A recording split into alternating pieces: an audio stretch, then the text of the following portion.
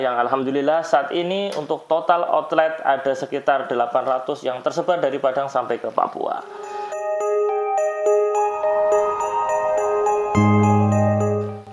Assalamualaikum warahmatullahi wabarakatuh. Perkenalkan, saya Supriyanto, lebih akrab dipanggil Mas Supri. Saya adalah founder dari Segara Indonesia dan Genki Group. Segara Indonesia sendiri ada beberapa brand di bawahnya seperti Segara Sehingga Merasa, ada Segara Cafe, ada Juragan Teh Nusantara, ada Mang Odeng, ada Jajan Ayam. Sedangkan Genki Group ada LPK Genki Kensusenta, ada LPK Yuki Mulia Bersama, dan Nippon Jaya Konsultan. Ketika saya memutuskan untuk keluar dari perusahaan dan memulai bisnis, banyak tantangan yang saya temui di saat saya mulai membangun sebuah bisnis, membangun sebuah usaha. Karena saat itu secara finansial maupun secara ilmu saya masih sangat kurang sekali.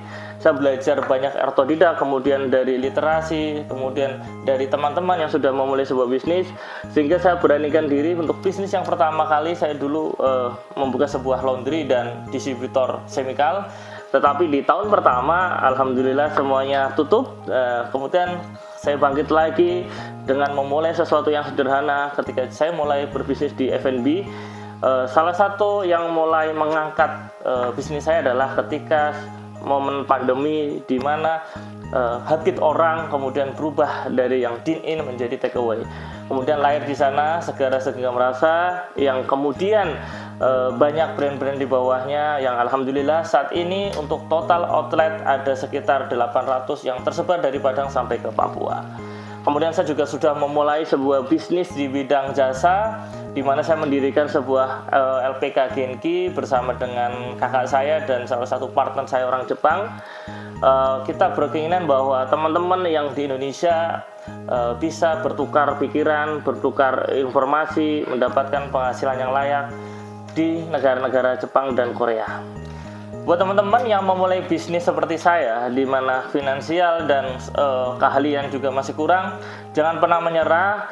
Kita semua yakin bahwa setiap orang mempunyai jatah gagal masing-masing. Mari kita habiskan jatah gagal kita sedini mungkin, seawal mungkin, ya, sehingga ketika kita di usia tertentu kita sudah menghabiskan semua kegagalan kita, ya. Kita nggak pernah tahu seberapa kali kita harus gagal, tetapi kuncinya kita harus selalu bangkit. Sebagian orang mungkin mengira bahwa sebuah bisnis itu salah satu modal utama adalah keuangan atau uang, ya.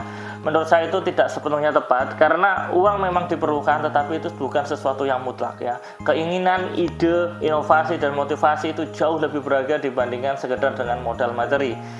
Dalam menjalankan sebuah bisnis tidak selalu berjalan dengan mulus. Banyak sekali rintangan, tantangan, naik turun, persaingan, kompetisi.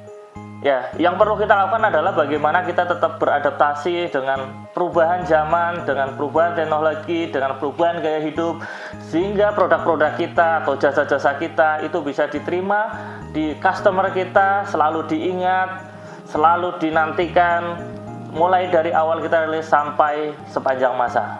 Ketika kita mengalami kesusahan, ketika mengalami kebangkrutan, jangan pernah kita menggantungkan diri kita terhadap orang lain. Jangan menggantungkan dengan bantuan orang lain. Kita harus mampu bangkit, kita harus mampu berdiri. Kalau bukan kita, siapa lagi? Yang bertanggung jawab terhadap bisnis kita, terhadap usaha kita adalah diri kita sendiri. Salah satu kalimat yang menarik bagi saya adalah bahwa perubahan datangnya dari tindakan, bukan dari pengetahuan. Jadi sebanyak apapun pengetahuan kalian, sebanyak apapun informasi kalian, ketika kalian tidak aplikasikan, tidak lakukan tindakan, tidak akan terjadi perubahan apapun. Salah satu pepatah Jepang yang sangat mengena di hati saya adalah Nanako Ryoki. Kalau kita gagal 7 kali, kita harus bangkit 8 kali.